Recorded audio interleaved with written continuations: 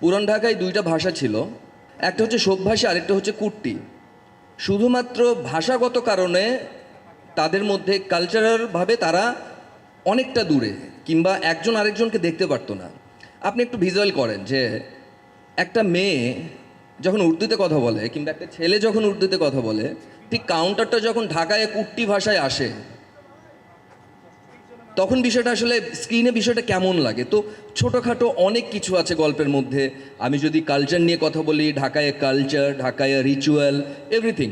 তো অনেকগুলো ব্যাপার স্যাপারে একটা কম্বিনেশন কিংবা ফুল কমপ্লিট একটা প্যাকেজ করেছে জাহিদ ভাই, যেটা আপনারা সবাই দেখতে পারবেন ঢাকা দেবদাসে।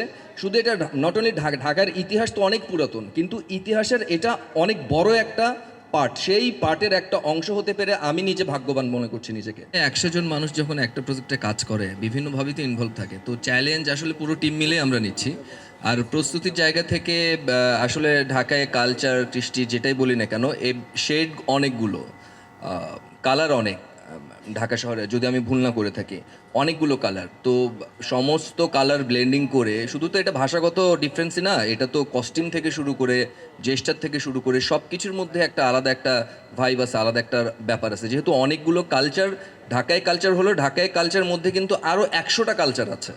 তো সব কিছুর যে ব্লেন্ডিংয়ের যে ব্যাপার, এটার জন্য অবশ্যই আমাদের যেহেতু আমাদের পরিচালক সাহেব নিজে, ইভেন আমার মনে হয় না যে এখানে এক দুইজন বাদে সবাই আমার কাছে আপনাদেরকে এখন ঢাকায় মনে হচ্ছে, মানে এইরকম একটা ভাইবে আছে। তো ইনশাল্লাহ কোনো কিছু আসলে চ্যালেঞ্জ যতই আসুক না কেন, এটা অনেকটা বেশি চ্যালেঞ্জে ভোগাবে না, যেহেতু আমার ডিরেক্টর স্যার হচ্ছেন ঢাকায়, ইভেন তার ফুল টিমটা এটা নিয়ে যথেষ্ট পড়াশোনা আছে। এটা তো মহরতের লুক, তো সিনেমার লুক তো এটা তো যখন পোস্টার রিলিজ হবে কিংবা যে কোনো একটা কিছু হবে তখন সেই লুকটা আসবে। এটা তো এখনও আমাদের শুটিংয়ে হয়তো বা 7 দিন কি 10 দিন যাওয়ার আগ আগ পর্যন্ত আমার লুক চেঞ্জ হতেই থাকবে, যেটাতে আসলে আমরা ফিক্সড হতে পারি। যেই লুকে পরিচালক সাহেব মনে করবেন ওইটাই আসলে ফাইনাল লুক।